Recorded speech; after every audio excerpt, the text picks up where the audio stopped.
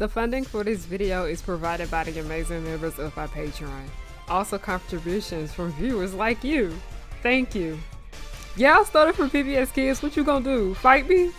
Anyway, roll the video. Often when it comes to Miraculous Ladybug Discourse, it's probably just the video about Marinette and Adrian and the love square that is oh so fucking annoying. But then I narrowed it down to this. When it comes to Miraculous content on this platform, the videos that everyone runs to when it comes to Miraculous Ladybug content usually include but are not limited to Marinette, Adrian, their relationship that is honestly irritating as hell, Gabriel being a shitty dad, Marinette's relationship with Luca, and Chloe getting a redemption arc that I do not give a rat's ass about, okay? As someone who has grown tired of this discourse because no one seems to have any new takes, I started to focus my attention to the other characters in the series. I have been watching Miraculous Ladybug since I was a teenager. I am now an adult and I have grown tired of the love square. So to keep my interest in the series, I have moved on to other things, other dynamics, other ships. There's so many characters in this show that I didn't even realize were there because I was so interested and invested in Marinette and Adrian's relationship that I no longer care about. That's part of the reason how Natalie became my favorite character, and same with Petty Rolling.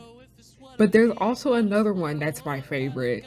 Another one that is often overlooked by the show and its fandom.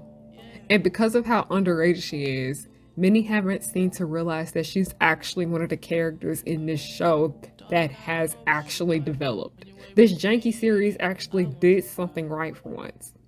Her name is Juleka couffaine. Be honest. Pick me up, don't know if it's what I need, but it's what I want. God look out for me.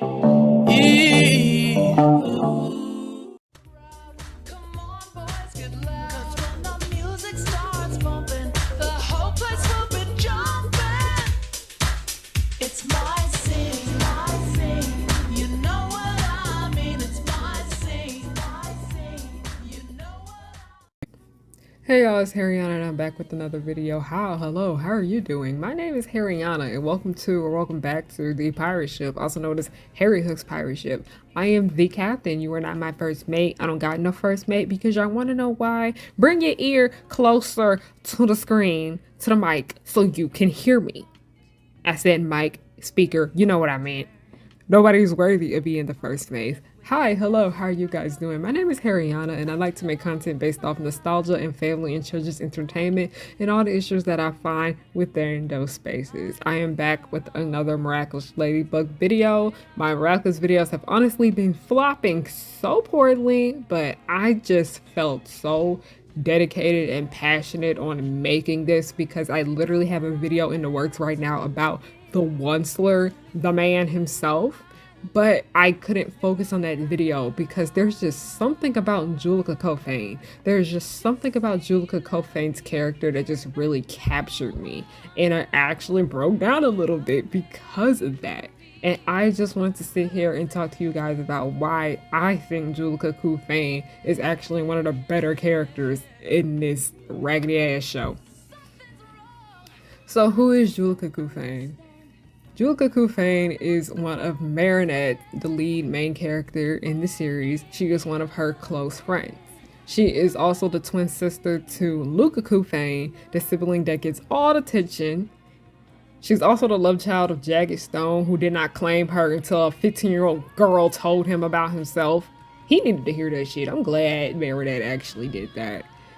And she is also the superhero in disguise, Purple Tigress, and she is also a guitarist in the band Kitty Section. There's so much about Juleka couffaine. Where do we begin? Juleka is a shy girl. Now, I find it very interesting because her name is literally Juleka. There ain't nobody out here with that name. I have met girls named Juleka and things like that, but she has a very unique name. So of course she's gonna stand out. Juleka is a very shy girl and she has a hard time speaking up for herself and also standing up for herself. which results in her getting bullied by Chloe and Sabrina. And I had no issue when she tried to clock their asses, because that's what they deserved. But as we were introduced to her character, she was being too scared to say something about being left out of the class picture. As her friends saw how shy she was, they began to help her, and they saw how Juleka wanted to be included in things, but she was just too nervous to. And because of her not standing up for herself, it caused her to lose control of her emotions, and we get to learn why she acts the way she does. Juleka wants to be seen. Juleka wants to be heard. Juleka feels forgotten. She feels like no one cares about her. And part of the reason why is because her dad literally walked out on her. He most likely was never in her life when she was a baby. He walked out on her. She did not meet her dad until she was 15. And imagine how that made her feel, knowing that her dad literally is a famous rock star that didn't want to claim her. It's also part of the reason why she had such a hard time reconnecting with him. And it pissed her off so bad how he was spending all of his time with her brother and not her. Because her anxiety got the best of her. She didn't say anything about the way people treat her because she just didn't know how to, because she was afraid of the outcome. Juleka reminds me so much of Komi from Komi Can't Communicate. Komi is a girl who is extremely shy, like shy to the point where she has a hard time talking to people, like Juleka. But we see with both of these girls, they don't like how they are this way. They want to do more. They want to have friends. They want to be able to talk to people and carry on a conversation. Komi does build up the courage to make a friend. And while Juleka already has friends from what we have seen, she wants to be involved more with the things they do. Like we saw when she built up the courage to ask Marinette if she could model for her new designs before she freaked out and fucked up parents. And before somebody tries to get on me for giggling, I am a person with extremely bad anxiety. I have bad panic attacks. I can laugh a bit because I get it. I understood her frustration in that episode. We get to see that Juleka forms a band with her friends, and while she may not be singing, she is playing the guitar. And she even built up the courage to tell Marinette about how she upset her about her party situation. By the way, you want to know what this situation is? Basically, Marinette dated her twin brother, Luca. She wanted to come to Juleka's party, but she didn't want Luca to be there because she was too afraid to face him. She asked Juleka could she not invite her brother to the party, but Marinette realized she was wrong. She came around, they talked about it, and it was fixed. Season 1 Juleka would not have done that. And then we also saw how scared she was when Marinette, in disguise as Ladybug, gave her her miraculous.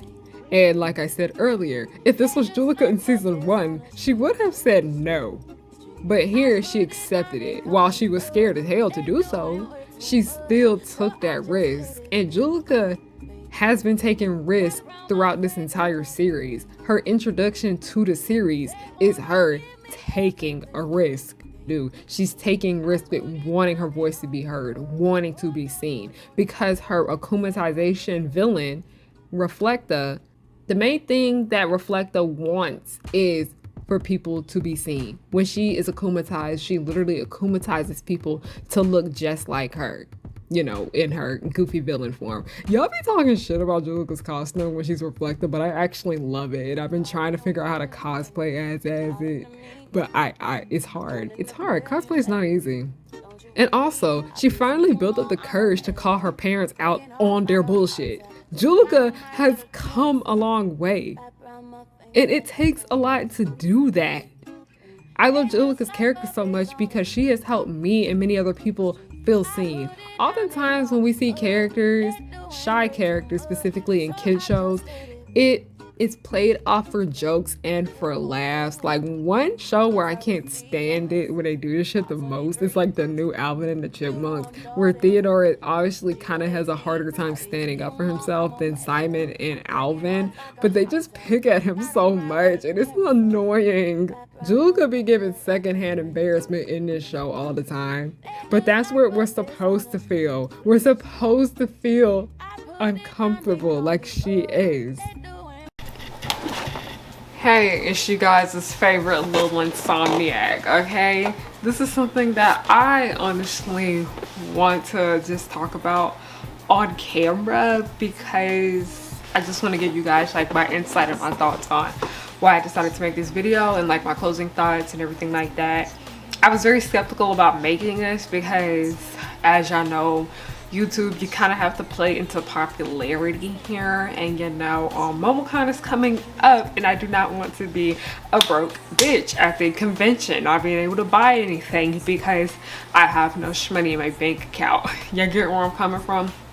But I kind of just put my pride aside and, you know, made this video for me, because I've yet to find a juleka video on this channel that actually, not this channel, but this platform that actually kind of spoke to me. And there isn't really much juleka content out here, because the only time I really see people talking about juleka, they always tend to bring up her relationship with Rose. But it's just kind of frustrating with me, because I'm happy that there is the LGBTQ representation here in the show, but I felt like that's all that people see to juleka's character, is that she likes girls. And I'm like, but there's so much more to her. A lot of y'all pick up that I'm loud as hell, okay? I know it.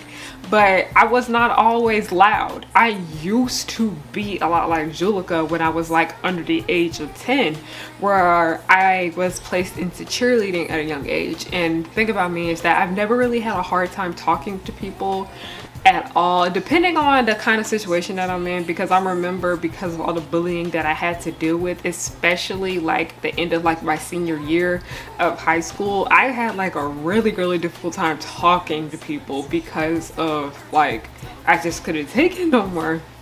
But when it comes to juleka, one thing that I found so complex about her is how much I could relate to her, because when I did cheerleading, I have no problem talking to people, happy-go-lucky type of kid. I usually am the type of person that comes up to somebody first if I want to speak to them. But when I was placed into cheerleading, I felt like a fish out of water. It was kind of like my first fish out of water experience, because all of these girls are extremely loud and in your face and this and that and the third, and I just wasn't used to that. And I wasn't used to, like, you know, cheering and chanting and doing routines and things like that. And that really, like, you know, went over to when I was, you know, in school and everything like that, because I did notice that I was having a bit of hard time talking to people that were, you know, very loud and very out there. And one thing I absolutely hated when I was in cheerleading is when somebody would tell me, you need to speak up. I absolutely can't stand when someone tells me to speak up. Now y'all know why I'm so loud.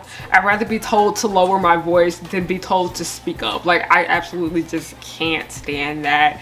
And I be bullying juleka sometimes when I be watching the show. I'm like, girl, can you speak up? And I do it because I care. I do it out of love, but I do it out of relatability, because I was like that at one point. I get that. I remember like when I would be out with my friends and my friends are like too scared to call the waiter over or order something, or they'll be too scared to go up to the person at the cashier. I will be the one that volunteers to do that, because yeah, I understand where they're coming from, but I'm glad that I have grown out of my shell without being able to. Because as you guys know, I started my YouTube channel when I was 15 years old, but all of those videos are, y'all will not see the light of day of those things, because I didn't start posting publicly until I was 16, because I was just so scared and I was just so hesitant on it. But I eventually was able to pull through with it and go through with it many months later, because this was something I really did enjoy. This is something that I actually did want to do.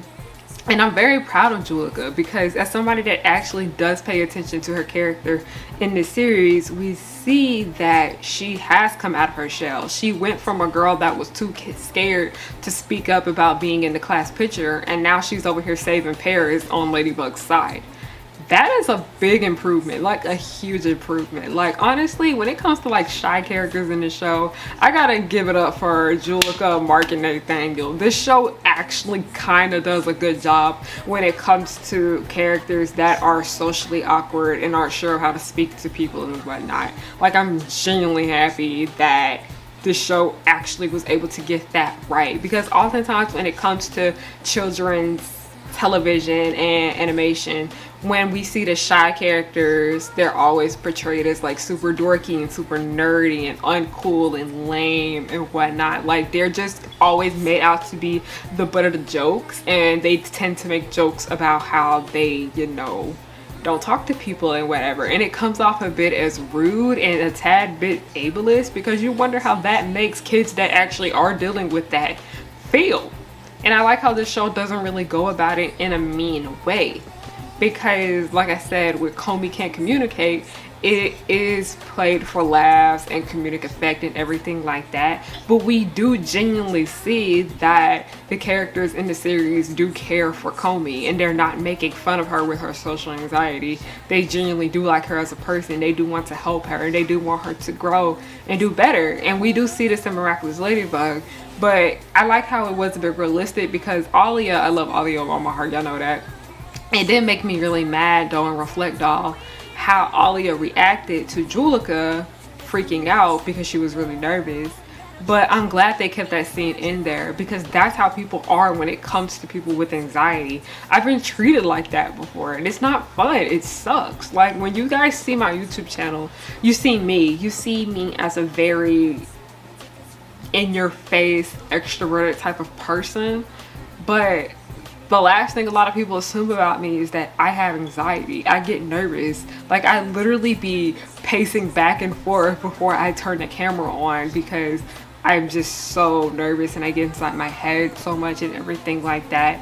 So seeing how Juleka is nervous when it comes to her actually wanting to do the things that she wants to do, it's very interesting to see, because while I am not like that anymore, because I did used to be like that in the past, a part of me is still there from when I acted that way, because I still get super duper nervous before I do things, to the point of backing out and not wanting to go. But I go through with it, and then I'm actually happy that I went through with it in the end. I see a lot of myself in Juleka, and that's why her character is just super duper special to me. I see myself in a lot of these characters within Miraculous Ladybug, but Juleka is one of the ones I see that has like a very unique take to her, and I just wish she was appreciated a little bit more. I do see a lot of myself into Rose. Would y'all be interested in a video about Rose? I may or may not make it if this Juleka video flops. No, I don't want it to flop. But anyway, that is all that I have to say to you guys about this entire discussion. I really wanted to get my closing thoughts on camera, because I don't know, it just felt a little bit more authentic.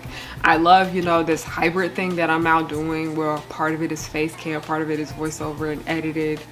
But yeah, let me know your thoughts on this entire situation on Miraculous Ladybug. I'm just so sick of Marinette and Asia and Discourse. I'm so fucking over it. I'm tired. Okay, but you guys want to know where you can support me. I have Buy Me a Coffee and Ko-fi links. Links will be down below. Also have a Patreon. Most expensive tier is $1. The cheapest is $5. I currently uploaded 2 new exclusive videos over there. One about YouTube tips and what I wish I knew before I joined this platform. And then the other one is about nepotism babies and how Sam Levinson is literally my enemy.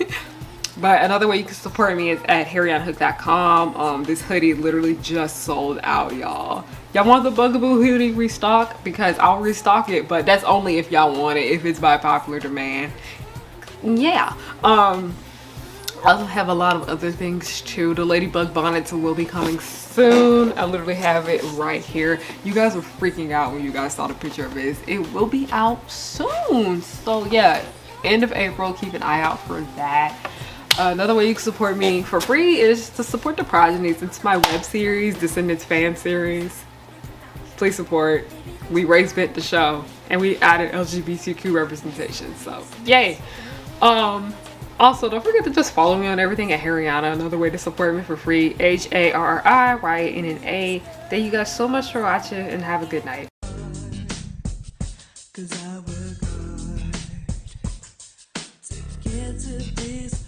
In my life, I'm blowing up, so don't hate, just congratulate.